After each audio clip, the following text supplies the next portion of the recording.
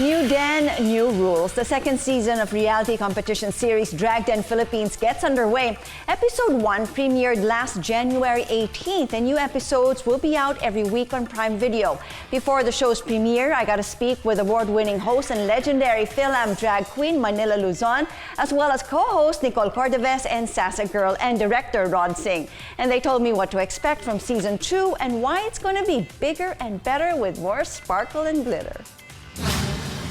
The original concept of Drag Den since season 1 was that every season we will change the den. Okay. So that was the idea. That's why on season 1 we had the cliffhanger there that the Like a raid. Drag Den, there was a raid. So for season 2, luckily we got season 2, so we were able to do that, to transfer to a new den, bigger. And of course, with this time, we got more sources. Thank you, Prime Yes, Video. bigger budget. Thank you. And yeah, that was it. So if given the chance, to make more seasons, we will be creating more dens. So another den. So this den, you have the alley, and then you also have, what's next? What's after the alley? The arcade. The arcade. Yes. And then you have the main stage Yes. where everything kind of happens and whatnot. Yes. Okay. Next, we do have the cast. Tell me about how you selected the contestants. Was it how many actually auditioned? We had hundreds, if not thousands. Okay. I don't know. With drag queens, it's so hard to keep count because we change wigs and we're like a whole new person. So And that's allowed. Yes. That is so allowed. So because of the success of the first season, we had so many more people interested in competing in our season this time. So the casting process was very intense, but we were able to select 10 fantastic drag queens in the Philippines. How did you break it down to 10? I mean, you opened the auditions way back in April, and you only had like 2 weeks, and then it was the end. How were you able to what were you looking for season 2 in terms of your casting, your contestants? Well, I think that all drag queens are so unique in their own way. So we want to get a good range of different kinds of queens. So, we have queens from different cities and different towns here in the Philippines. We have trans queens representing. We even have an AFAB queen, which stands for assigned female at birth. Because there you go. anyone can do drag. And so it's important that we show a really wide range. So you have 10 contestants this time, though you only had 8 last, no? year. And then you reprise your role. You are still the runner. Anything We're still new? going, yes. Anything new, different for you, Sassa Girl?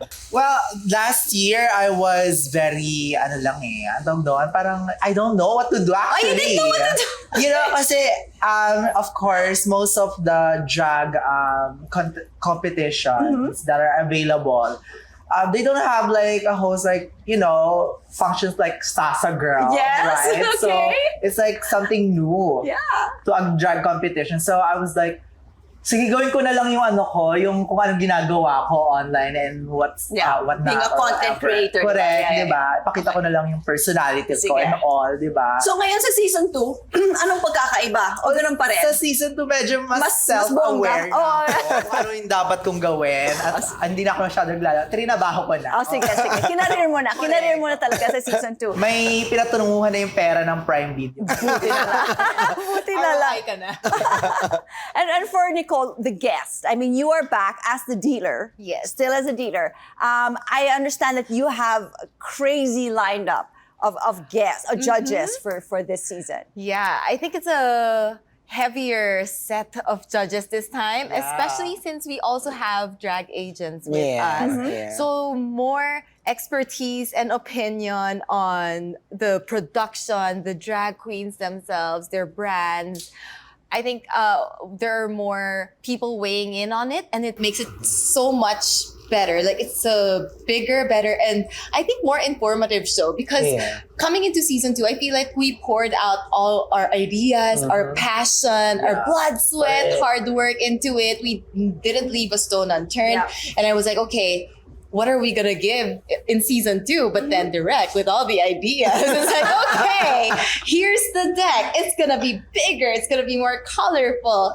And then, yeah, I actually learned so much more in this season. I mean, we already branded ourselves as a very localized.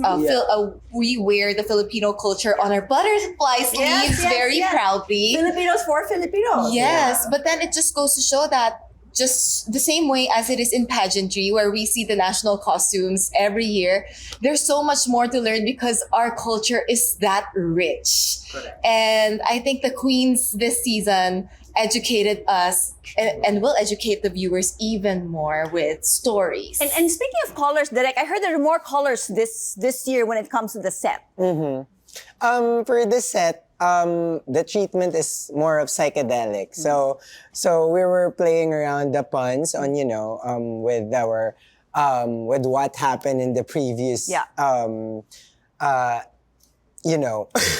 but for this season, we're thinking about, we did psychedelic for the reason that, it's more visual, it's more trippy. And at the same time, we get to play with not just colors, but more on textures and shapes this time.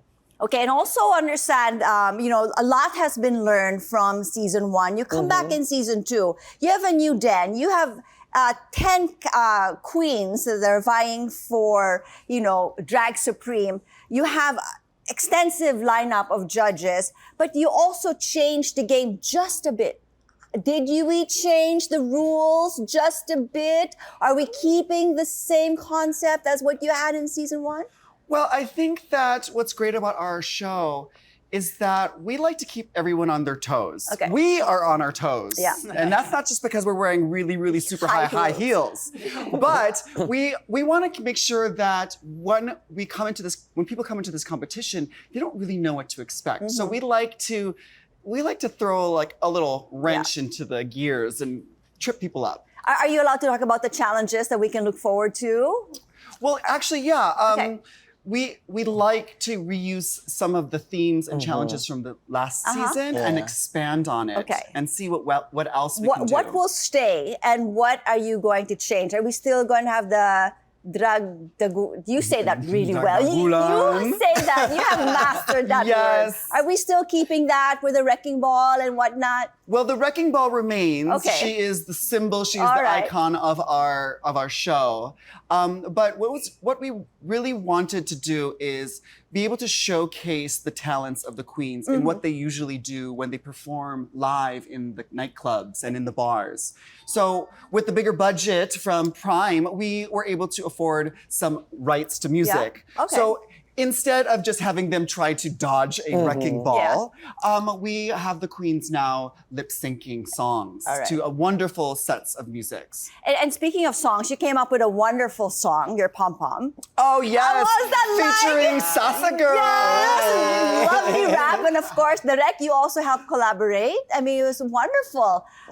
Okay. So a lot exciting things are coming up for season 2 of Drag Den.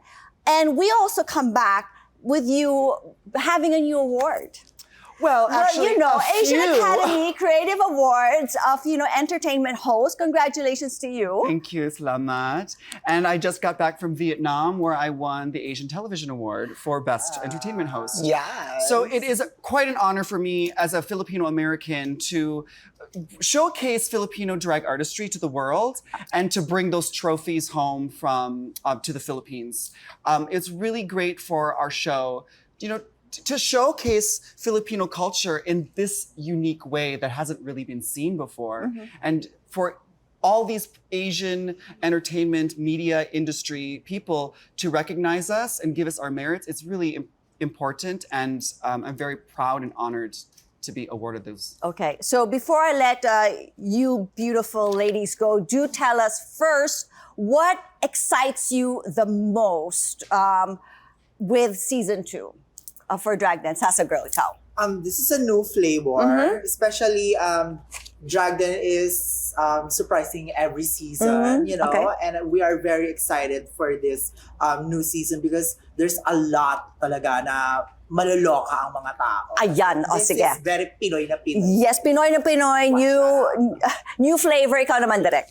Ako, I'm very excited to show what we worked hard for this season, especially to the world this time because we are streaming worldwide, yes, on Prime Video. So I'm very, very excited to show that because this time it's not just, bigger than, bigger set or bigger budget. It's more of like bigger talent and of course, bigger opportunity for Filipino drag artists. Okay, Nicole?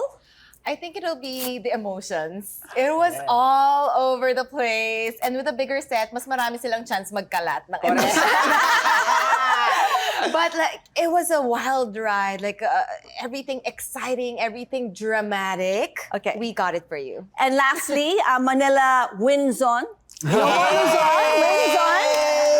What are you most excited about this season? I'm excited for the opportunity for Filipino drag artists to showcase to the world on Prime Video what they have to offer. Filipino drag, I've always been impressed by. And so it's really great that they have this platform to show everyone out there wanting to watch like what they're capable of. So here's to all those Filipino drag queens like that are just vying for a chance to show off like their beauty, their wit, their creativity, their dedication, everything. So I'm really excited for everyone to fall in love with these queens, hear these stories from members of the LGBTQ community, get to know us at a deeper level, relate to us, and even be inspired. Wonderful. Thank you so much for, sharing your thoughts with us here on CNN Philippines.